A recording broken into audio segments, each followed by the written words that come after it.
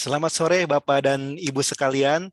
Hari ini, Kamis tanggal 27 Januari 2022, bersama saya Ahmad Purnama Jailani sebagai host sekaligus moderator, kita bertemu dalam webinar bersama dengan Nutraker.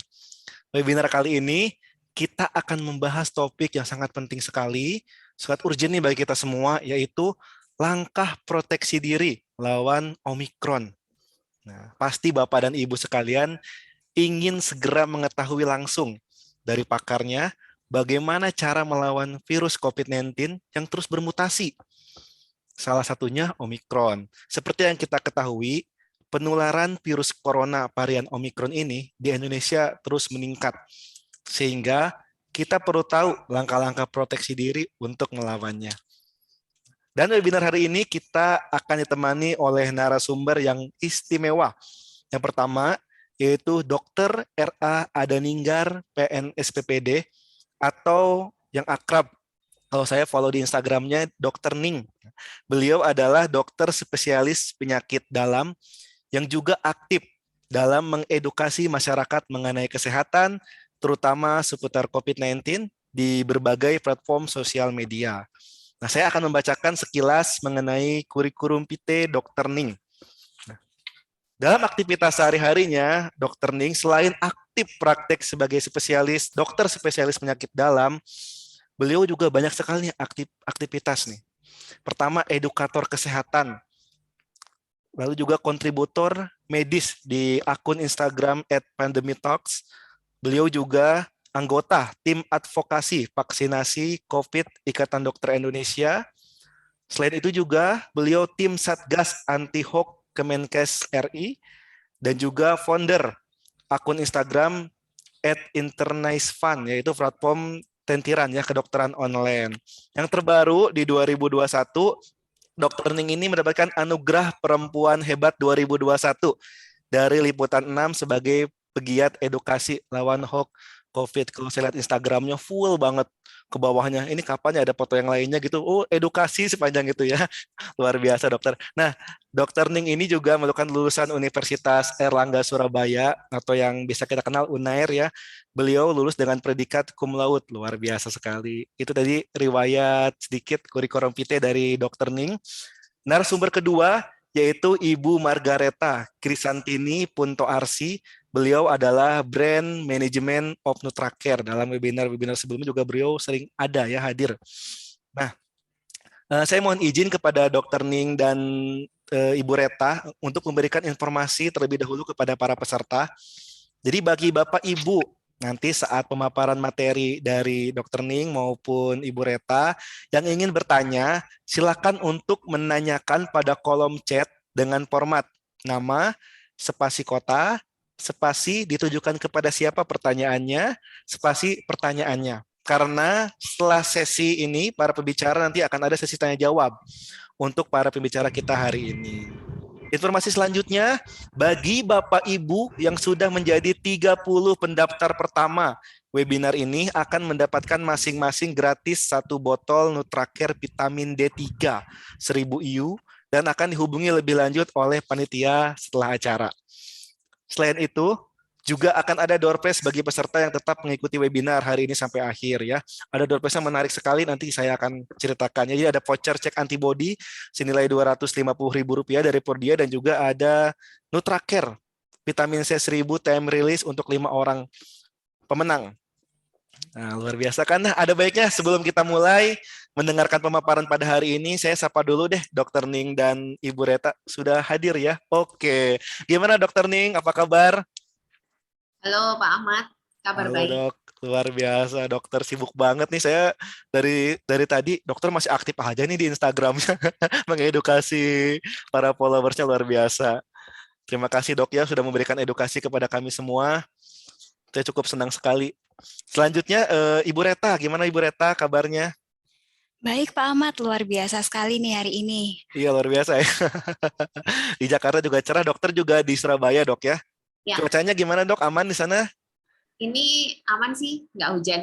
Aman. Makin Ya, panas dong ya Surabaya ya. iya.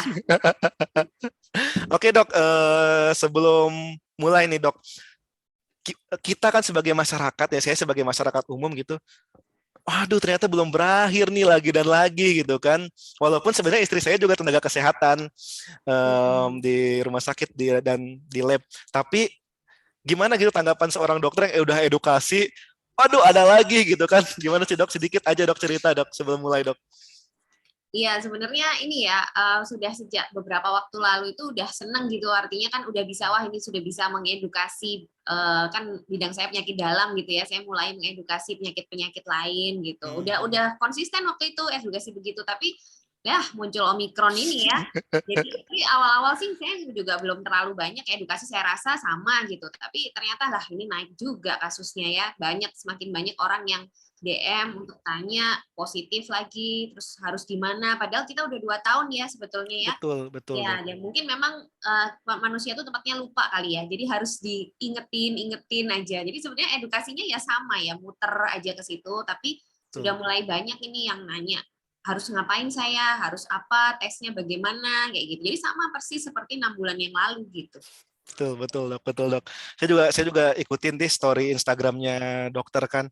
Ini kan pertanyaan-pertanyaan yang dari awal Maret 2020, lalu ramai lagi ini ditanyakan lagi di Ya, di awal tahun ini. Tapi ya bagaimanapun kita tetap punya kewajiban dok ya, apalagi kita kan dari kesehatan, jadi harus punya kewajiban untuk menginformasikan, mengedukasi masyarakat, oke seperti itu dok ya. ya. Oke, selanjutnya kita akan langsung saja ke pemaparan dari Dokter Ning. Ini langkah proteksi diri nih melawan Omikron dong. Peserta juga pengen tahu, saya juga pribadi ingin tahu karena bagaimanapun saya harus melindungi diri sendiri dan juga keluarga di rumah, teman-teman saya dan semuanya dok ya. Kita semua harus bisa melawan ini. Betul dok ya. Betul, Oke dok, betul. boleh dok untuk mulai di-share nih materinya dok. Oke, saya izin share screen ya, Pak Boleh Ahmad dok. ya. Ya, masuk ya. Oke, sudah tampil dok. Oke, saya mulai. Selamat sore semuanya. Assalamualaikum warahmatullahi wabarakatuh. Semoga semuanya tetap sehat-sehat selalu ya. Sore berbagi mengenai Omikron lagi ya. Tapi langkah proteksi itu sebetulnya kalau disimpulkan ya tidak jauh berbeda sebenarnya dari yang sebelum-sebelumnya. Tapi memang kita di sini kayak tadi saya bilang, mungkin manusia itu memang tempatnya lupa, jadi lebih baik kita refresh lagi ya, kita refreshing lagi sambil mungkin ada sedikit hal yang berbeda dari Omikron ini dibanding sebelumnya. Nah, ini update dulu kasus COVID ini di dunia. Ini cukup serem ya kalau ngelihat gelombang ini. Kemarin itu waktu belum ada Omikron, itu gambar gelombang ini tuh udah tinggi-tinggi semua gitu. Tapi begitu ada Omikron kayak kecil-kecil semua gitu gelombang yang lain ya. Ini data COVID di dunia. Jadi Omikron itu memang berlipat-lipat kali lebih tinggi kasusnya ternyata. Jadi ini yang lain kemarin tuh kelihatan nggak ada apa-apanya gitu. Kalau dari jumlah ya, kita bicara dari jumlah. Nah, di Indonesia itu sebetulnya juga kita sebetulnya sampai sekarang itu meningkat. Mulai kemarin 7.000 ya kalau nggak salah. Jadi meningkatnya itu eksponensial ya. Jadi ya itu sudah diprediksi sebelumnya karena kita melihat negara-negara lain juga begitu. Ya, tapi sampai sekarang sebetulnya seperti angka rawat inap dan angka kematian dikabarkan masih stabil ya, meskipun di Jakarta ini sudah mulai banyak peningkatan ya di Jakarta gitu, karena Jakarta itu memang apa namanya, testingnya bagus banget. Jadi di seluruh Indonesia ini sebetulnya hampir 70% jumlah testing itu ya dari Jakarta. Jadi agak sulit kita menyimpulkan ini pandemi di Indonesia ini sebenarnya gimana, karena tes-tesnya itu semua ada di Jakarta. Jadi kita nggak tahu pasti kondisi di luar Jakarta. Ini ya yang kemarin kasus ini 4.000, ini 2 hari yang lalu, kemarin sudah 7.000 ya. Jadi kalau kita lihat angkanya, saya yakin akan naik terus. Makanya nanti kita fokus kita itu jangan ke angkanya sebetulnya ya, tapi bagaimana kita menekan dampak negatif dari jumlah yang banyak ini. Karena kalau lihat angka pasti stres. Saya jamin ini angkanya akan terus naik ya, karena di dunia juga begitu. Tapi yang penting bagaimana dampaknya jangan sampai rumah sakit penuh lagi seperti bulan Juli kemarin. Jadi fokusnya di situ ya. Ya, ini untuk vaksin COVID update-nya di Indonesia. Ini juga pernah saya katakan. Jadi untungnya atau ya untungnya lah ya, untungnya itu Omikron ini ada atau datang ke Indonesia itu pada saat cakupan vaksinasi di negara kita itu sudah lumayan. Ini kita sudah 50-60% ya, dibandingkan waktu Delta kemarin. Delta kemarin tuh kita diserang Delta pada saat cakupan vaksinasi kita tuh masih belum sampai 10%. Jadi memang dampaknya itu sangat hebat.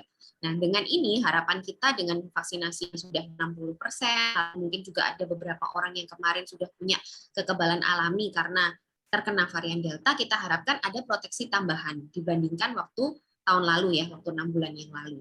Jadi itu harapan kita. Jadi Omikron ini sebetulnya kalau dia datang pada saat Delta kemarin, saya nggak tahu, mungkin separuh penduduk dunia itu mungkin habis ya. Karena Omikron ini sebetulnya juga tidak sepele gitu, karena dia sangat-sangat mudah menular. Tapi untungnya dia datang di saat kita sudah lebih siap gitu. Nah, kalau kita bicara virus ya, Omikron dan lain-lain gitu, jadi sebenarnya memang virus SARS-CoV-2 ini kan dari awal mutasi ya. Ya, banyak yang nanya ini mutasinya nggak selesai-selesai, bahkan ada yang bilang oh tenang aja ini Omikron adalah varian terakhir gitu. Saya nggak tahu itu wangsit dari mana gitu ya. Padahal secara ilmu pengetahuan terus itu akan terus bermutasi. Jadi dia itu tiap masuk ke dalam sel manusia ya, kita bicara COVID itu karena dia menginfeksi manusia, ya dia tiap masuk ke dalam sel manusia pasti akan mengalami mutasi karena virus itu kalau berkembang biak banyak, dia kalau salah, ada yang salah sedikit, dia nggak bisa memperbaiki diri. Jadi sifatnya acak sekali, kadang-kadang dia ada satu huruf aja kopiannya yang salah, ya dia akan bertambah banyak dengan kesalahan itu. Itu yang disebut mutasi dan sifatnya sangat acak. Jadi sebetulnya yang memberi kesempatan virus ini mutasi itu ya manusia sendiri. Jadi dari awal kan kalau memang betul Omikron ini betul dia terbentuknya itu di Afrika, jadi waktu itu memang negara lain itu sudah mulai banyak vaksinnya, tapi Amerika itu masih nggak sampai 20%. Jadi di situ masih banyak orang yang bisa sakit, mungkin juga di sana angka HIV tinggi, jadi banyak orang yang nggak sehat. Jadi kalau infeksi terjadi di sana, virus itu akan dengan mudah berkembang biak di dalam tubuh seseorang dan akhirnya peluang dia melakukan kesalahan ya yang disebut mutasi itu semakin meningkat gitu. Jadi sebetulnya kalau ini dibilang Omikron adalah varian terakhir, itu pendapat yang tidak ada dasarnya gitu. Karena sebetulnya yang namanya mutasi itu sudah terjadi ribuan kali sejak awal munculnya dia, dan varian itu sebetulnya sudah ada ribuan.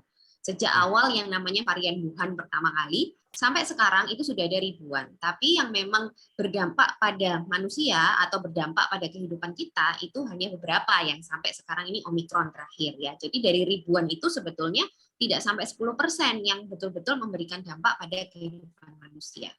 Jadi sebetulnya kalau kita mendengarkan informasi mengenai ada varian baru, itu yang harus ada di benak kita cuman ini, oh berarti penularan itu masih banyak. Karena nggak mungkin terjadi varian baru kalau virus itu nggak dibiarkan pindah-pindah antar tubuh manusia. Jadi ya jelas masih banyak yang lengah protokol kesehatan yang jelas itu. Yang kedua, mungkin masih banyak masyarakat kita yang nggak sehat ya, karena banyak yang bilang oh saya muda, saya sehat, saya nggak perlu pakai masker gitu ya. Padahal dia masih merokok, dia masih minum alkohol, dia masih makan junk food, dia kan nggak sehat tubuhnya. Mungkin kalau dia terinfeksi, dia nggak pakai masker, dia mungkin bisa sembuh. Tapi virus di dalamnya itu bisa bermutasi karena tidak bisa dihilangkan secara optimal. Akhirnya bisa menulari orang lain dengan mutasi baru, orang lain yang bergejala berat, dan begitu seterusnya. Dan yang terakhir, vaksinasi di Indonesia, di dunia, itu juga belum rata. Jadi 3 faktor ini sebetulnya yang harus ada di pikiran kita saat kita mendengarkan suatu informasi ada varian baru. Jadi jangan mikir konspirasi dulu ya, jangan mikir oh ini buatan, ini enggak. Jadi secara ilmu pengetahuan itu bisa dijelaskan kenapa mutasi bisa terjadi, dan sebetulnya itu adalah peringatan untuk manusia ya, bahwa ketiga hal ini masih ada di sekitar kita. Nah, ini varian tadi yang saya bilang ya, sejak awal itu sebetulnya kalau dibikin kayak apa ini namanya pohon genetik gitu ya, itu sudah banyak banget. Jadi dari awal Wuhan ini sekarang kita udah banyak sekali, varian itu udah ribuan. Nah, kalau ditanya varian itu apa, sebetulnya varian itu virusnya ya sama ya. Sama, cuman ada satu bagian yang berbeda karena memang dia mungkin hanya beda atau kesalahan bacanya itu hanya beberapa huruf. Makanya di sini gambarannya sekilas kan sama ya virusnya, tapi kakinya beda nih. Yang satu satu kotaknya satu, yang kotaknya dua. Nah, yang kotaknya dua ini sudah varian karena sudah berbeda, sedikit berbeda dengan yang sebelumnya. Tapi sebetulnya fisik awal atau fisik dasarnya virusnya ya sama. Kalau saya sering mengilustrasikan kalau edukasi itu orang yang ganti-ganti warna rambut atau ganti wig gitu ya. Kadang dia pakai warna merah, kadang dia pakai warna kuning, warna hitam, warna coklat gitu. Tapi sebetulnya orangnya kan sama ya. Itu yang disebut varian. Dan ini varian itu dibagi beberapa apa namanya stage ya, beberapa apa namanya tahapan. Jadi yang paling ringan itu yang kita sebut alert for further monitoring, itu dia ditemukan varian baru tapi belum jelas dampaknya. Biasanya ini hanya diawasi. Lalu kalau dia sudah mulai menyebarnya banyak di beberapa negara, dia akan naik kelas jadi varian of interest namanya, VOI ya. Di situ dia menyebar sudah banyak di beberapa negara tapi belum memberikan dampak signifikan juga. Nah, kalau misalnya varian ini akhirnya memberikan dampak, selain dia luas menyebarnya, dia memberikan dampak misalnya sampai ada negara yang kewalahan fasilitas kesehatannya, kematian meningkat, atau mungkin vaksinasi efektivitasnya jadi turun. Nah, itu dia akan naik kelas menjadi VOC atau variant of concern. Sebetulnya sebelum Omicron, itu variant of concern selama 2 tahun tuh hanya 4 ya. Alpha, Beta, Gamma, Delta, yang terakhir yang menghantam kita itu Delta. Ya, itu mereka semua sudah terbukti kenapa masuk VOC, karena dia cepat menular, dia menyebabkan penyakit yang lebih berat, dilihat dari angka rawat inap dan kematiannya, dan dia juga bisa berdampak pada beberapa metode seperti diagnosis, terapi, dan juga vaksin. Jadi Omikron ini adalah VOC kelima setelah 2 tahun. Sebetulnya dari ribuan itu yang menjadi VOC hanya 5. Ya, jadi memang tidak semuanya varian itu berbahaya. Jadi yang menjadi concern atau menjadi fokus kita adalah VOC ini. Ya, jadi ini Omikron adalah salah satu dari VOC. Nah, ini perkembangan varian di seluruh dunia per 21 Januari kemarin ya, itu varian Omikron sudah mulai mendominasi. Kita lihat yang merah ini Omikron, ya, yang biru ini Delta. Dulunya Delta yang mendominasi di seluruh dunia ya, tapi sekarang per 21 Januari aja sudah segini, hampir semua negara itu didominasi oleh Omikron ya. Indonesia di sini kita lihat 87% Omikron ya. Jadi negara-negara lain juga, yang pertama Afrika Selatan yang ditemukan di sana sudah 99% Omikronnya. Di UK, di Inggris juga sama, di Amerika juga 97%. Jadi memang cepat sekali, padahal dia tuh baru ditemukan atau baru diamati kan per November ya. Jadi sebetulnya nggak sampai 6 bulan dia bisa mendominasi. Jadi memang jauh lebih cepat daripada Delta penularannya. Dan sampai sekarang sudah dideteksi di 118 negara. Nah, ini untuk di Indonesia sendiri ya. Di Indonesia ini kita juga banyak melakukan genome sequencing ya. Jadi genome sequencing itu adalah pemeriksaan PCR yang dikumpulkan, lalu genomnya itu dicek apakah genomnya ini memang variannya apa gitu ya. Negara Indonesia lumayan bisa melakukan ini dengan kapasitas yang jauh lebih baik dibanding 2 tahun yang lalu. Jadi kita bisa mendeteksi. Nah, ini per kemarin ya, itu Omikron ini sudah 54,54% dari seluruh genom yang dikumpulkan gitu. Jadi BA1 ini adalah varian dari Omikron, dia sudah 54%. Sedangkan yang AY ini Delta. Jadi sisanya tuh masih ada. Sebetulnya Delta tuh masih ada ya. Jadi hampir 50-50 dengan Omikron gitu. Jadi kita juga tetap harus hati-hati karena Delta pun sebetulnya masih ada. Jadi untuk vaksin belum pernah kena varian Delta, ya orang lansia, komorbid itu masih bisa juga kena gejala berat ya. Dan kalau dilihat di sini memang total yang kita dari Indonesia itu ada lebih dari 13.000 sekuen, dan dalam 2-3 bulan terakhir itu yang paling banyak tetap masih Omikron dan Delta ya. Dan sekarang dominasi varian Deltanya sudah mulai disusul oleh Omikron, dan sekarang sudah mulai banyak sekali terjadi transmisi lokal dari Omikron. Jadi dulunya awalnya kan dari orang-orang perjalanan luar negeri aja ya, tapi ternyata semakin lama semakin banyak yang sudah menyebar di masyarakat. Jadi sekarang Omikron juga sudah jauh lebih banyak. Nah, untuk update-nya sendiri, kenapa sih waktu itu para ahli itu ini banget ya, heboh banget gitu ada Omikron, karena memang waktu itu ditemukan salah satu dokter atau peneliti atau ilmuwan di Afrika Selatan, dia melaporkan salah satu virus yang genomnya itu mutasinya banyak banget gitu. Lebih dari 30 mutasi ada di spike protein. Kalau yang kemarin Delta itu nggak sampai 10 mutasi. Jadi sebetulnya banyaknya mutasi itu tidak menjamin dia lebih berdampak, itu sebetulnya enggak. Tapi mungkin karena banyaknya ini tetap harus kita amati kan ya. Karena sebetulnya mutasi-mutasi yang ada di dalam Omikron ini sebenarnya sudah ada di varian yang sebelumnya. Jadi ada di varian Alpha, ada di varian Beta, ada di varian Delta, dan ada di varian Gamma yang sama-sama VOC. Dan waktu di masing-masing varian yang dulu itu sudah diketahui bahwa mutasi ini berdampak apa. Itu semua sudah diketahui.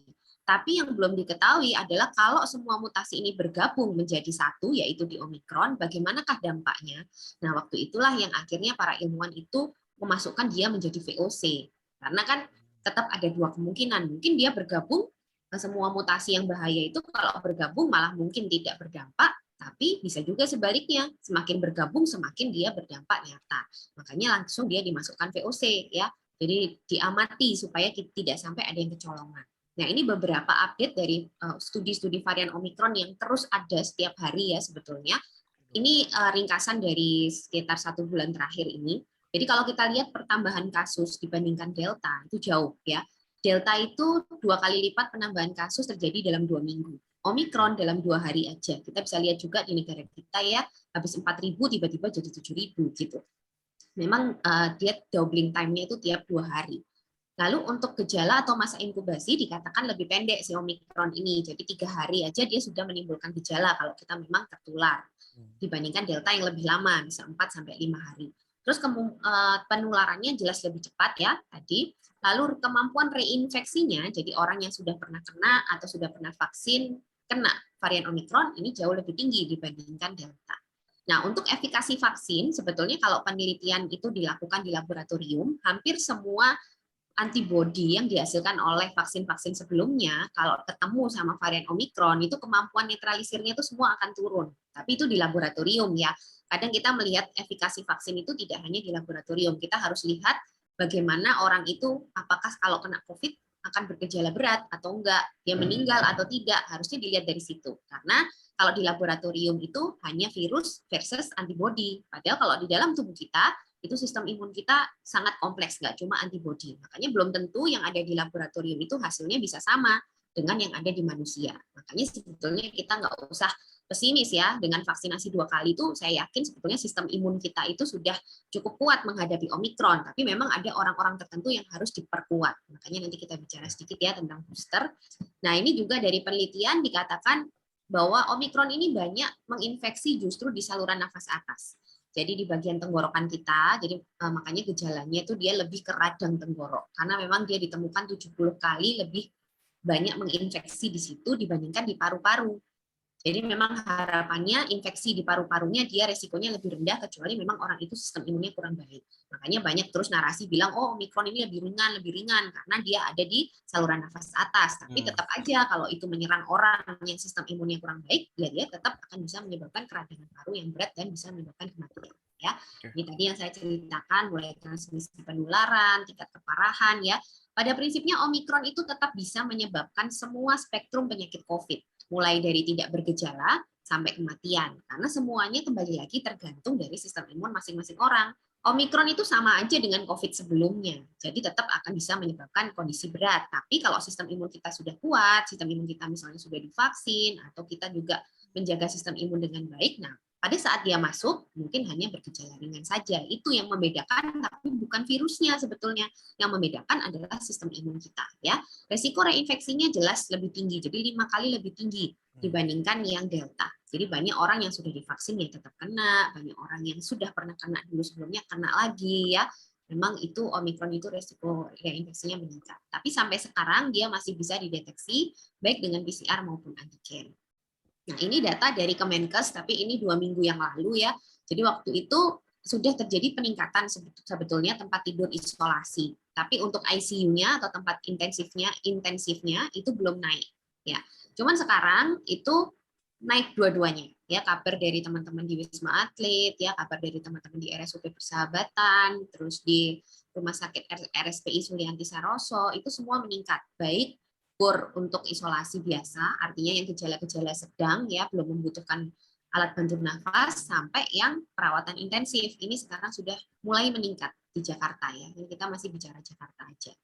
Nah, dari sebagian besar orang yang terkena Omikron ini data 2 minggu yang lalu, itu kebanyakan mereka menunjukkan gejala yang ringan. Kenapa? Karena sebagian besar sudah divaksin. Karena dulu kan kita taunya Omikron ini datang dari orang-orang perjalanan luar negeri ya, karena yang boleh perjalanan luar negeri itu hanya orang-orang yang sudah divaksin 2 kali. Jadi kebanyakan yang kena ya orang-orang itu, jadi gejalanya relatif ringan.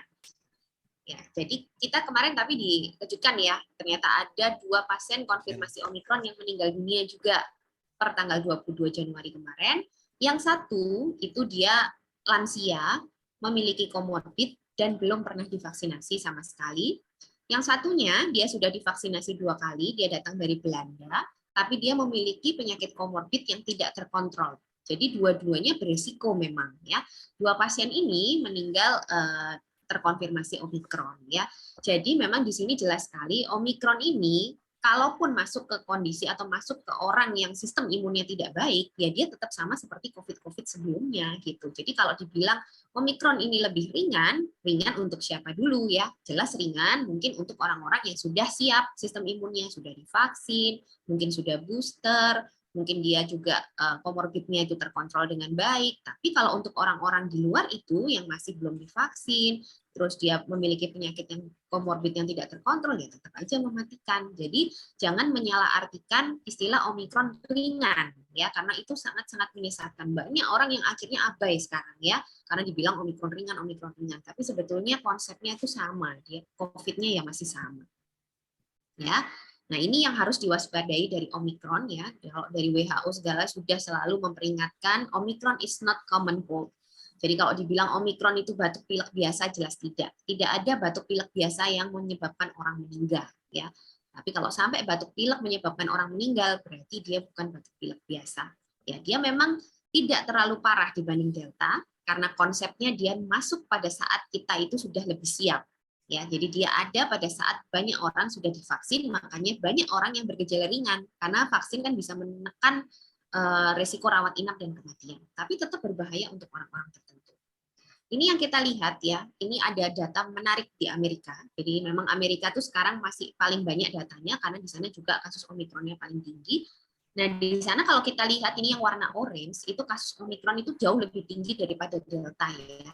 Di sana, yang menarik adalah kasus rawat inapnya, meskipun Omikron ini kasusnya jauh lebih tinggi dari Delta, tapi ternyata kasus rawat inapnya hampir sama. Di sini bisa kita lihat hampir setara, ini 2 minggu lalu, mungkin sekarang juga sudah nambah ya. Jadi di sini yang bisa kita simpulkan apa? Semakin tinggi kasusnya, tentunya orang yang perlu perawatan rumah sakit yang tertular dari orang-orang yang mungkin bergejala ringan ini juga akan semakin meningkat. Jadi akan meningkat bersamaan dengan jumlah kasus. Jadi jangan berharap kalau jumlah kasus ini malah semakin banyak, orang yang rawat inap dan meninggal akan sedikit. Itu tidak. Konsep statistik justru dia kalau kita bicara masalah proporsi, dia akan meningkat. Misalnya, kasus case fatality rate atau kematian dari COVID ini kan nggak terlalu tinggi ya, anggap aja 1% gitu. 1% kalau misalnya jumlah kasusnya 100.000, berarti berapa?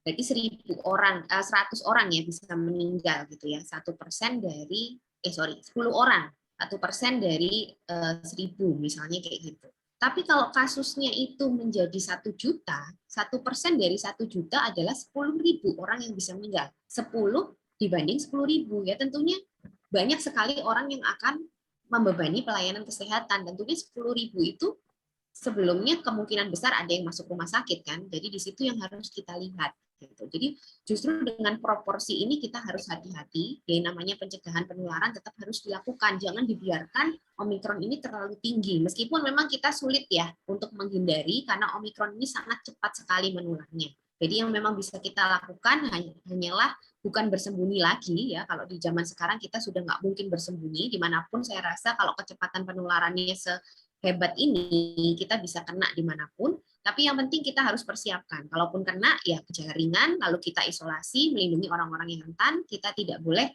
menularkan ke orang-orang lain itu. Jadi supaya kita menjaga juga orang-orang yang rentan itu tidak masuk rumah sakit. Jadi konsepnya sekarang ke sana. Ya. Karena yang kita takutkan itu bahaya dari Omikron ini, itu kalau seperti Delta kemarin, jadi orang yang membutuhkan perawatan rumah sakit yang meningkat bersamaan. Jadi bareng-bareng sakitnya, meskipun ringan, bareng-bareng, terus misalnya yang kena itu semua tenaga medis gitu. Sekali kena 30 tenaga medis langsung dirumahkan. Bagaimana pelayanan rumah sakit ya? Itu juga harus dipikirkan dan itu sudah terjadi di Jakarta. Beberapa rumah sakit sekali testing dan tracing untuk Omikron, tenaga medis tuh kena langsung 30 orang. Kalau mereka semua harus dirumahkan, yang melayani pasien siapa? Ya, pasti akan terdampaknya di situ. Akhirnya kapasitas pelayanan kesehatan kita itu akan semakin sempit. Mungkin orang 10 aja harus rawat inap sudah membebani kalau tidak ada tenaga kesehatan yang merawat. Jadi itu yang harus kita pikirin sekarang ya. Jangan sampai kondisi yang Juli kemarin itu terulang lagi karena Juli kemarin itu kacau terjadi karena ketidakseimbangan antara jumlah orang yang membutuhkan perawatan dan fasilitas kesehatan itu sendiri. Oksigen kurang, ya, rumah sakit kurang, bed rumah sakit nggak ada, bikin tenda di luar dan lain-lain ya. Jadi itu yang harus dipikirkan betul-betul dari Omikron. Ini mumpung masih awal, justru kita harus cegah ya. Jangan sampai dia menjulang tinggi peningkatannya. Dan nantinya mungkin ada yang bilang setelah Omikron ini mungkin COVID akan jadi endemis. Amin ya. Saya sih mengaminkan, tapi sekali lagi kita nggak pernah tahu, karena kemarin setelah Delta tuh saya pikir ya kita akan endemis. Edukasi saya juga sudah mulai ke sana, endemis, bagaimana kita hidup bersama dengan COVID, tiba-tiba muncul varian baru. Kita nggak ada yang tahu ya. Tapi pada prinsipnya endemis itu sebetulnya artinya virusnya masih ada, justru nanti selamanya kita akan hidup bersama COVID, artinya kita harus hidup beradaptasi. New normal yang sebetulnya. Jadi kita nggak bisa kembali ke normal sebelum kita tidak ada pandemi, ya. Karena di situ tetap ada orang yang bisa terinfeksi, bisa terpapar, bisa juga meninggal karena COVID nantinya. Sama seperti influenza, ya. Influenza itu masih berbahaya untuk orang-orang rentan. Kita bicara influenza di sini adalah virus influenza yang dulu juga menyebabkan pandemi tahun 1918. Bukan virus common cold, ya. Kalau virus common cold itu dia bisa sembuh sendiri, dia harus dibedakan, ya. Jadi kalau kita sebut endemis itu artinya nantinya COVID-nya masih ada, tapi sudah terkendali dan tidak ada lonjakan kasus. Itu yang persiapan untuk endemis itu kita harus mempersiapkan diri semua. Yang pertama namanya disiplin protokol kesehatan harus terus dilakukan, ya. Lalu menjaga kesehatan imun sejak sekarang kita sudah harus membiasakan yang namanya pola hidup sehat dan vaksinasi rutin nantinya mungkin akan menjadi bekal kita juga dalam menghadapi endemis. Jadi kalau kita kembali ke langkah bagaimana kita memproteksi diri, yang pertama patuh protokol kesehatan, ya. Ini tidak bisa ditawar, ya, karena protokol kesehatan ini yang meminimalisir paparan kita terhadap virus yang banyak di sekitar kita. Jadi tetap pencegahan sakit itu sesuai dengan bagaimana mencegah penularannya. Jadi kita harus ingat lagi bagaimana cara penularan dari COVID. Semua sudah tahu penularan itu dari droplet, ya. Droplet itu adalah cairan yang dihasilkan oleh hidung dan mulut kita. Jadi droplet itu ukurannya macam-macam, mulai dari yang kecil yang melayang-layang di udara yang kita sebut airborne, ada yang ukuran sedang bisa menjangkau 1-2 meter, makanya kita harus jaga jarak. Terus yang besar sekali dropletnya bisa langsung jatuh ke permukaan di dekat kita. Makanya kita cuci tangan itu juga masih diperlukan. Jadi karena virusnya sama, cara penularannya masih sama, tentunya cara pencegahannya juga masih sama. Jadi penting untuk pakai masker, cuci tangan, jaga jarak, ya. Jangan bosan ya dengan ini, menghindari kerumunan, membatasi kapasitas orang di ruangan tertutup, itu masih sangat relevan. Apalagi Omikron terbukti jauh lebih cepat menular ya dibanding yang sebelumnya. Dan ini juga penting ya untuk masker, karena masker ini adalah senjata utama kita untuk mencegah virus masuk ke dalam tubuh kita, ya kita harus upgrade juga masker kita. Ini juga berlaku sejak Delta kemarin sebetulnya ya, karena Delta itu kan memang terbukti lebih cepat menular. Dengan penularan Omikron yang jauh lebih cepat lagi, ya tentunya upgrade masker ini juga masih sangat relevan ya. Jadi ada penelitian yang menunjukkan bahwa kalau kita pakai masker, tapi kita ada di suatu lingkungan yang ramai orang, mungkin ada orang sakit satu di situ, tapi ventilasinya nggak bagus, di mana konsentrasi airborne di ruangan itu tuh sangat tinggi, masker akan jebol. Ya, pertahanan masker itu dia sebetulnya hanya efektif di tempat-tempat yang konsentrasi droplet atau aerosolnya itu rendah. Makanya meskipun Anda pakai masker, Anda harus tetap melihat tempatnya, ventilasinya bagaimana, kapasitas orang di situ bagaimana. Karena banyak orang yang menganggap, saya udah pakai masker kok, nggak apa-apa kerumunan, nggak gitu. Ya, bukan begitu. Bahkan penelitiannya sudah jelas sekali, masker tetap akan jebol pertahanannya kalau Anda masuk di suatu lingkungan yang virusnya banyak. Gitu. Jadi tetap kita harus memilih aktivitas-aktivitas yang paling resikonya itu paling rendah. Karena kita sudah tahu ya kita harus pilih sendiri. Bukan berarti sekarang semua dilarang, enggak. Justru sekarang sudah diperbolehkan beraktivitas apapun, dan justru sekarang tanggung jawab dan logika itu ada di Anda sendiri. Kalau misalnya mau aman ya udah pilih tempat yang aman juga. Sudah pakai masker bukan berarti Anda boleh berkerumun. Anda boleh masuk di ruangan tertutup lama, banyak orang gitu ya. Tetap aja bisa tembus itu maskernya. Ya. Jadi itu yang harus dipahami, di mana masker itu baru efektif kalau dipakai secara benar ya. Jadi digunakan secara benar, nggak cuma digantung atau mulut dan hidungnya masih kelihatan. Terus semua orang di situ juga harus pakai masker. Jadi kalau Anda di situ sendirian yang pakai masker, ya berarti nggak aman. Ya, tetap aja yang namanya konsentrasi virus di tempat itu tetap akan tinggi ya. Dan juga harus dilakukan bersama dengan yang lain, nggak bisa masker aja. Jadi ventilasi, terus vaksinasi, pola hidup sehat itu semua harus dilakukan ya, nggak bisa salah satu aja. Dan penggunaan masker yang benar itu pada prinsipnya harus fit di wajah kita. Jadi nggak boleh ada gap, jadi kita harus fit di hidung dan mulut kita tertutup, terus harus diganti segera kalau misalnya basah, kotor atau karetnya kendor ya.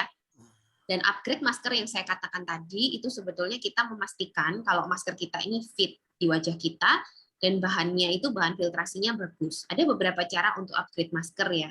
Ada yang double masker seperti ini kan, yang seperti varian Delta kemarin, yaitu masker medis yang ditumpuk masker kain. Itu tujuannya kan untuk membuat masker medis ini fit. Karena masker medis yang seperti ini tuh biasanya nggak fit, pipinya ada yang bolong di sini gap gitu ya. Makanya ini bisa dilakukan simpul seperti ini untuk menutup gap tersebut atau ditutup dengan masker kain, itu tujuannya. Atau menggunakan satu masker aja nggak apa-apa.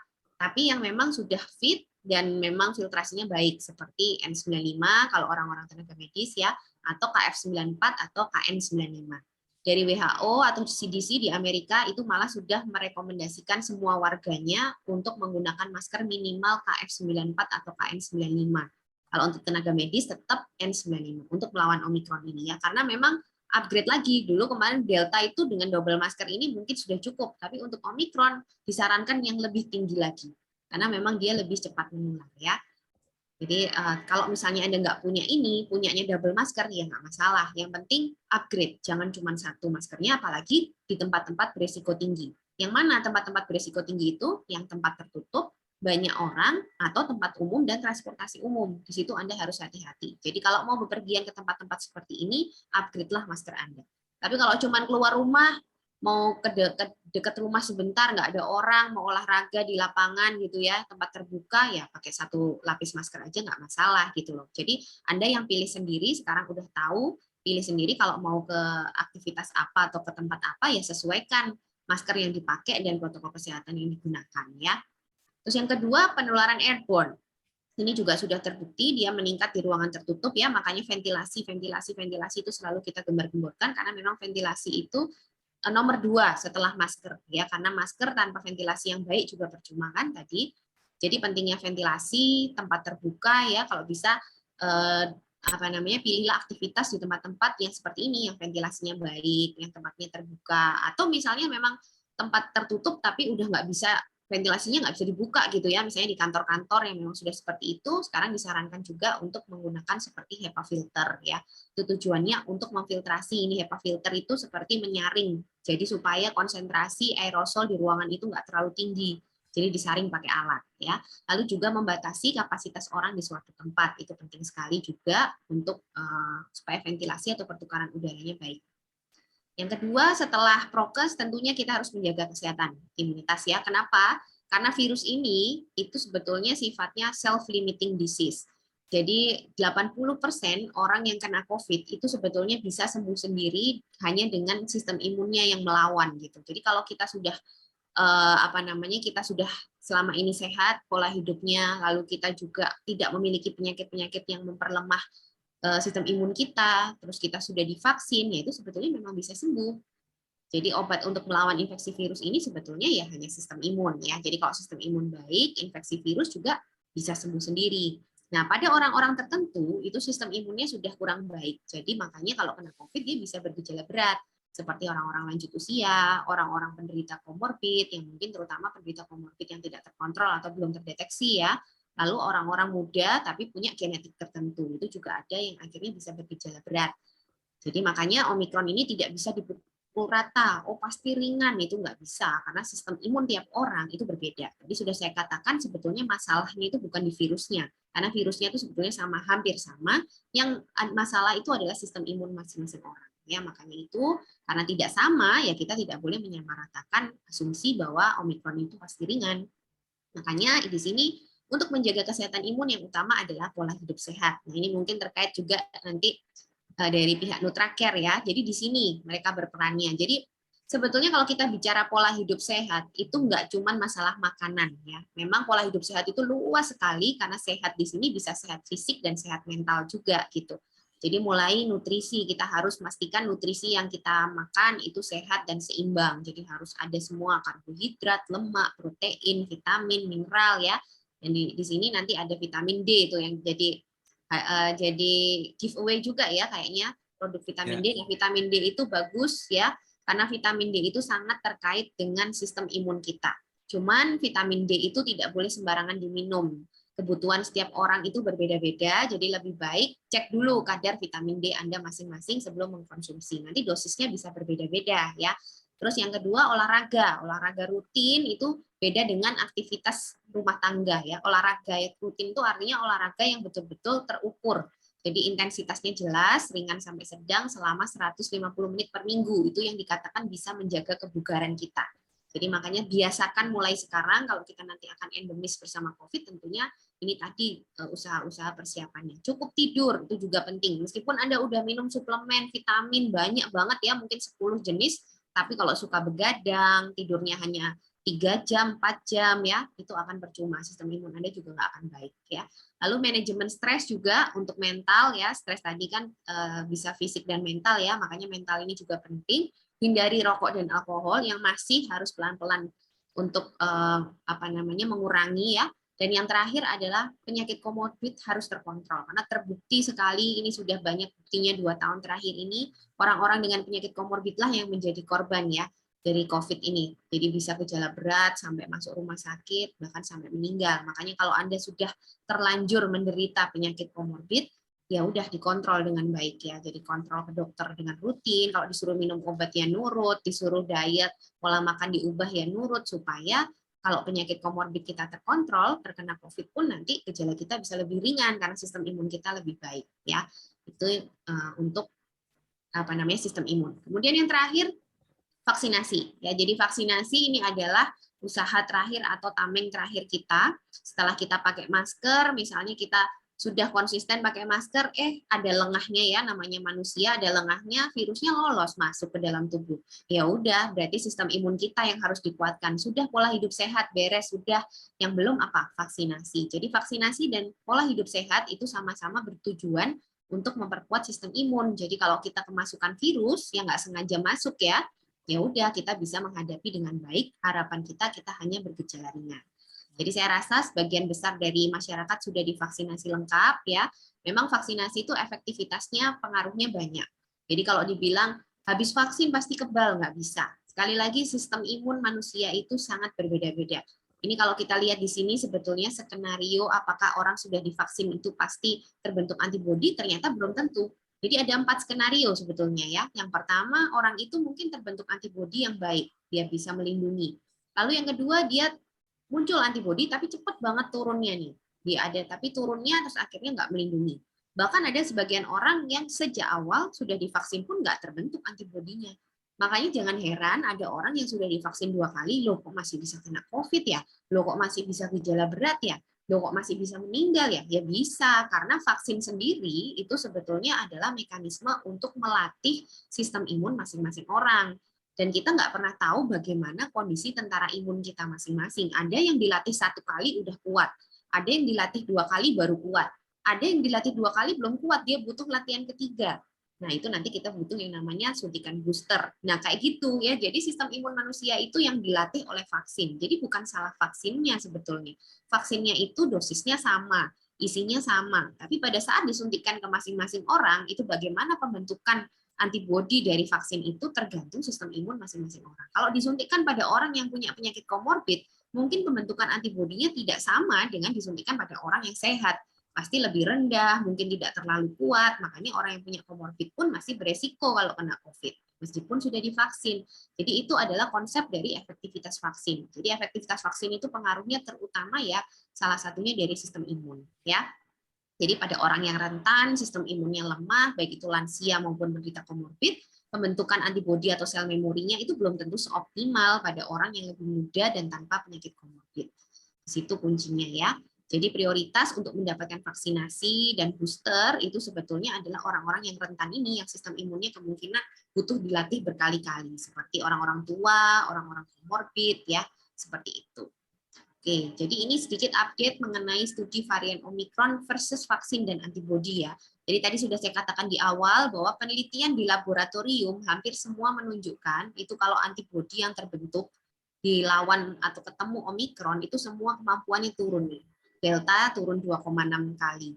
Omicron tuh loh turunnya 41 kali. Jadi kalau kita lihat cuman data lab pasti udah panik, wah ini kita harus suntik lagi gitu ya. Padahal tidak begitu gitu. Ini hanya menunjukkan bahwa memang namanya antibodi itu kan sifatnya spesifik. Jadi kalau virusnya itu perubahannya lebih banyak, ya pasti dia tidak bisa mengikat lebih baik. Kan tadi sudah jelas ya Omicron itu mutasinya banyak. Pasti perubahannya jauh lebih banyak daripada Delta.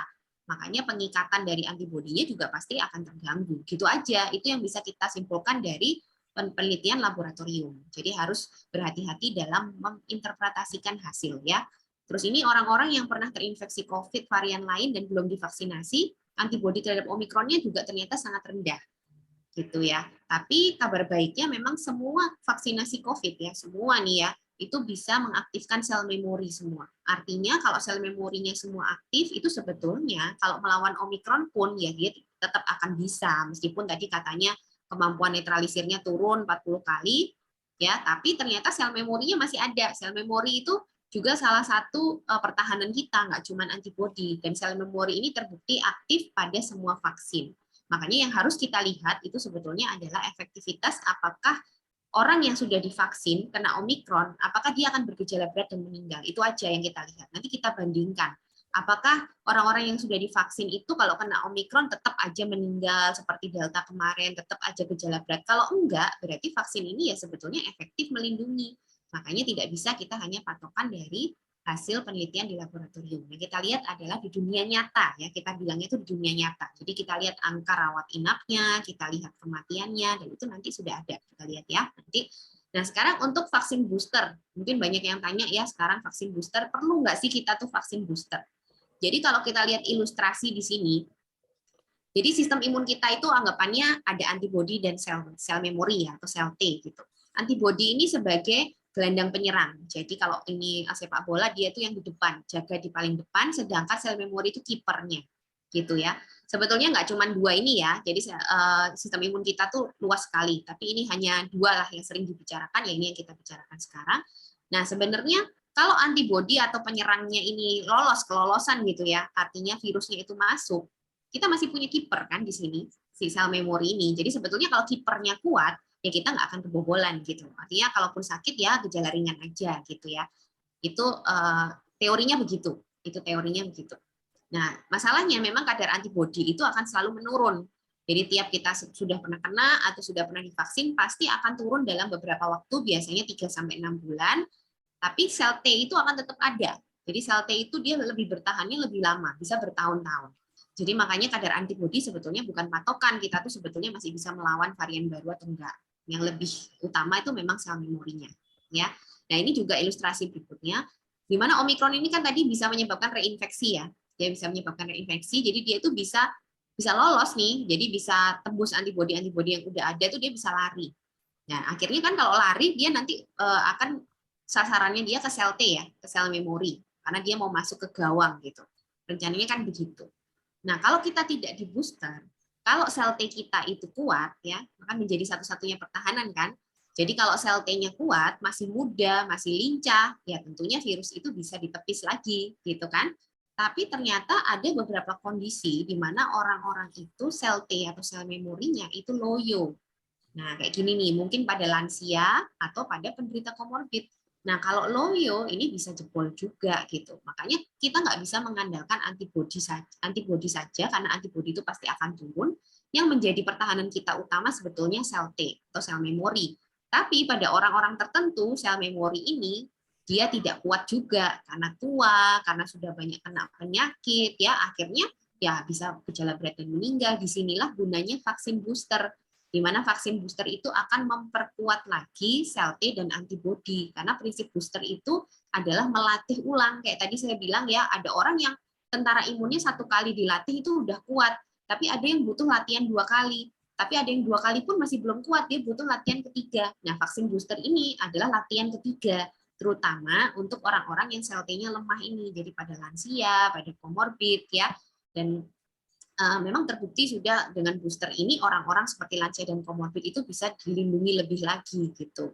Karena pada prinsipnya vaksin booster ini menguatkan. Dan memang harusnya vaksin booster ini lebih tepat diberikan setelah vaksin itu rata semuanya. Makanya di Indonesia ini termasuk apa ya dilematis sebetulnya karena kita juga belum merata, vaksinasi kita masih 50-60%, tapi ada datang Omikron ya mau nggak mau kita harus selamatkan semakin banyak orang kan.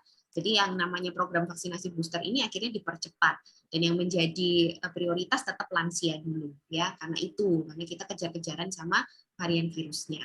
Dan ini yang tadi saya katakan efektivitas vaksin terhadap Omikron di dunia nyata ini sudah ada datanya di Amerika ya, sekali lagi di Amerika karena di sana memang kasus Omikronnya paling banyak. Di sini terlihat jelas.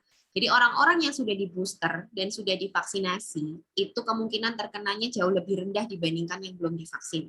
Ya, yang belum divaksin itu yang abu-abu ini, yang oranye ini sudah divaksin 2 kali tapi belum booster, yang biru sudah di booster.